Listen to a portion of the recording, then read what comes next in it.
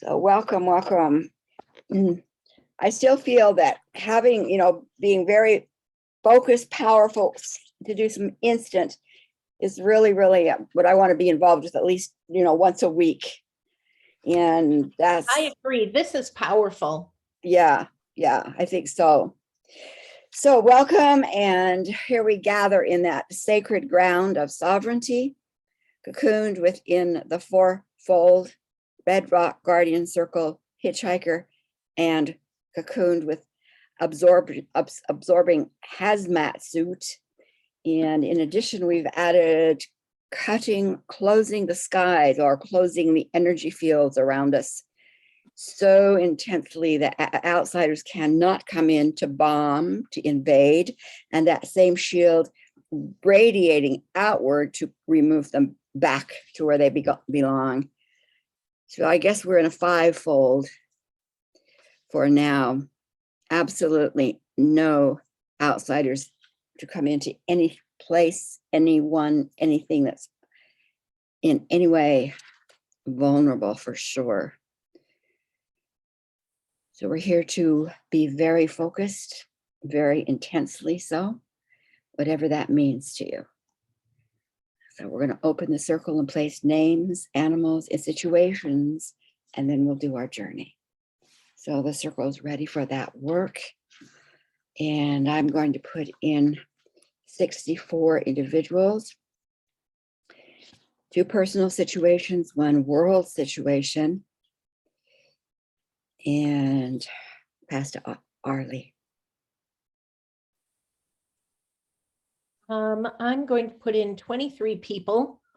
That old sick cat who's doing so well with everyone's help. I mean, he has quality of life in spite of chronic illness.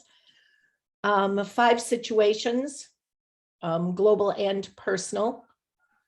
And I want to add the quality of connection again, close connection to guides and those working for all good. And on to Sue. Oh, I already was unmuted. 47 people, 1 personal issue, and one world issue. And I'm going to bring in trusting our intuition. So we have 140 in our circle to be placed in the basket of divine good. That which needs to be dissolved will be dissolved. Doors open where they are needed. Our sick cat there. Our 9 situations, 1 world situation. Let me turn that over to those teams, higher selves, causal teams, healing PTOs, to do the work on our behalf that we have declared. And we are here in connectiveness, connection to the divine, trusting that inner guidance and calling forth the wisdom that is now open to us from ancient times. And so we are here. So do you want to name a place or situation, or just want to do the journey? What would you like to do? I'm good either way. Okay. Let's open ourselves to the journey. We've called for the connections, the trust in those that we work with. And we know that even though we have maybe an idea ourselves that may not be exactly the best, or we can add, it'll be added to. Let's trust them and just be in this circle, held in stability, security, in that cocoon. And sense their voice of your team's calling you.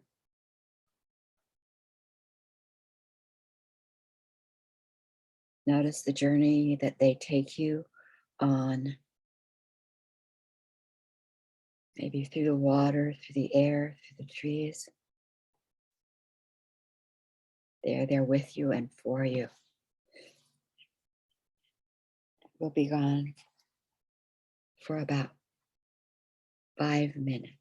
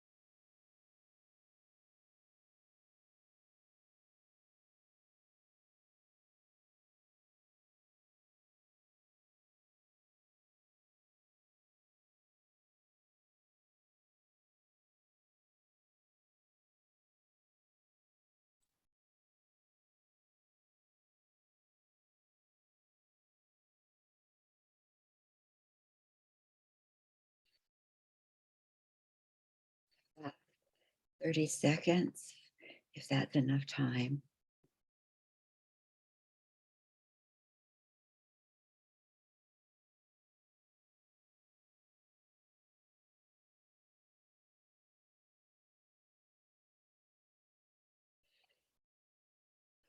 Sue, you want to share?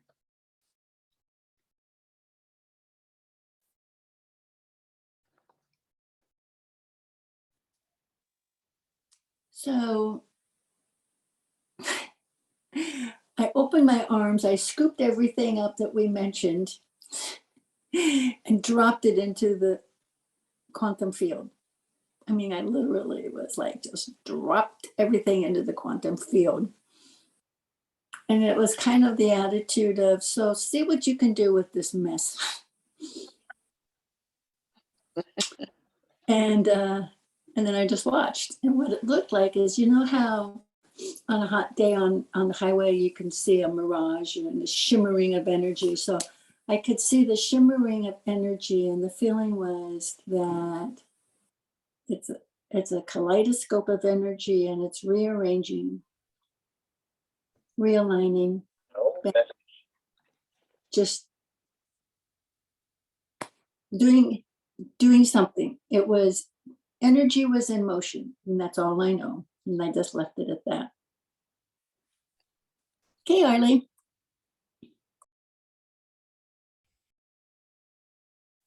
Can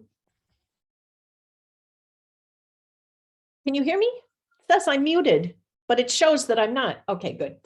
I was taken over to Ukraine and Russia, which is not a place that I go to a lot. And I was shown that the residue from all the bombs, the particulate matter, and the vaporized plastics and vaporized computer bits and chemicals and all of that, like the Twin Towers when they fell, all of that stuff, toxins that were put in the air, were harming the wildlife in the surrounding areas. And there was a soft rain that came in and grounded all the particulate matter out of the air.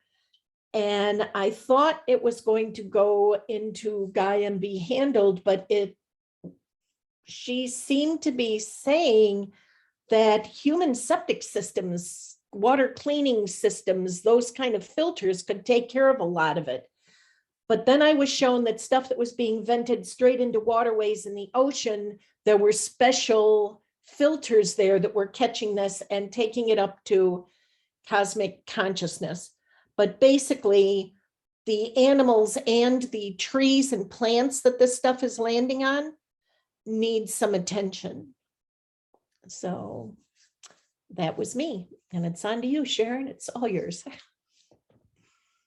I wonder if we could put something in place that attention gets done. I mean, the constant, what you did maybe as a constant for that area or any similar areas.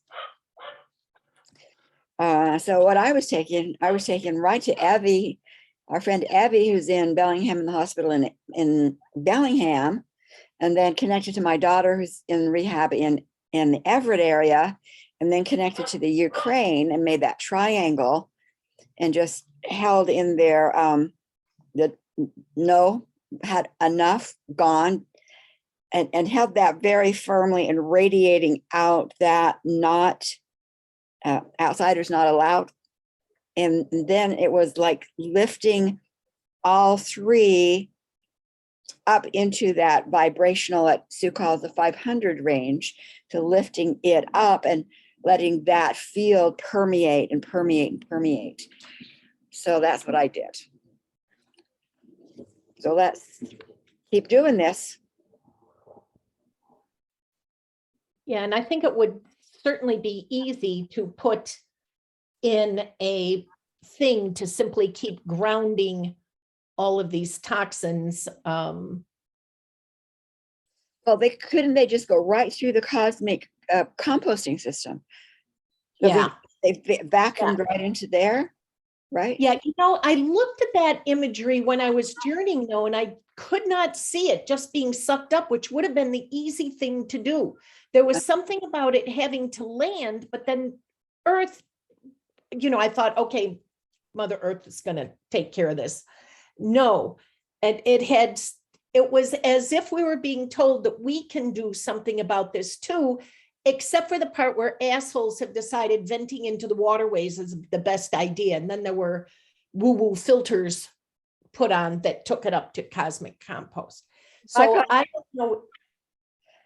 I keep interrupting. I'm sorry. Go ahead, Arlie. So it's hopeful in one way that what's on Earth already can take care of it. And we have this other thing to add.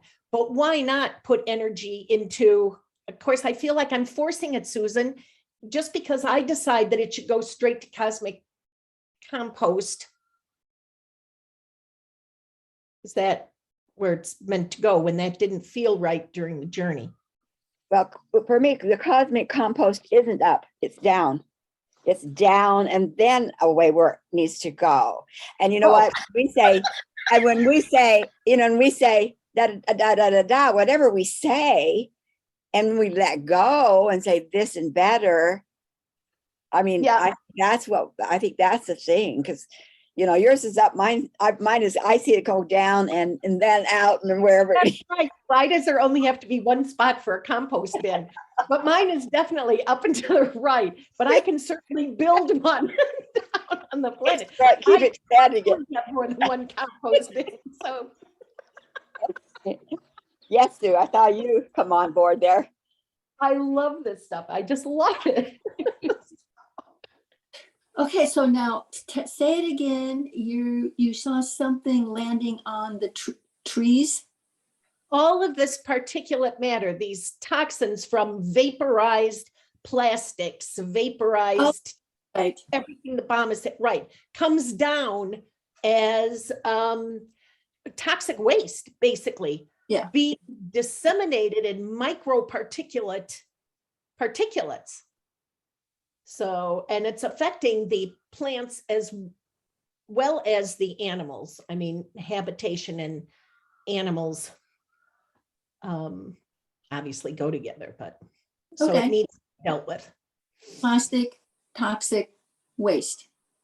Yes, the particulate matter created when bombs hit man-made stuff, buildings, bricks, computers, plastics, clothing, and send it up into the atmosphere, into the air where the wind carries it. Micro particles of blasted, burnt, chemical contaminant. It's type of a dust. I mean, Yes. it's not dust. It's a residue, but it's like a dust that you may not see, but literally it'll circle the globe, and we'll all be breathing it. Yes, and because it is microparticles, it's going to go straight into the animal's alveoli, straight through the alveoli into blood systems, get parked in the liver, in the kidneys, blah, blah, blah. Okay, we need to put that up. Okay, that's what we just do now. We just do that. We just put it into, I'm putting it into the quantum field. You guys put it wherever you want to. But yeah. The end result. Do it. Yeah, the end result is that all of that is captured, secured, neutralized. How in whatever system of systems. Yeah. Yes, and made into something positive we can use, which is the whole idea behind composting. Yeah. So made into good stuff. Look, it's ice cream now. Yeah. I want to tell you guys a research. I don't think I've told you this, about a research that was done with the fact that in the brain, there is a monitoring or a leveling system that says your energy's low. Just like in the car, red light comes on, your gas is getting low. We have that in our brain.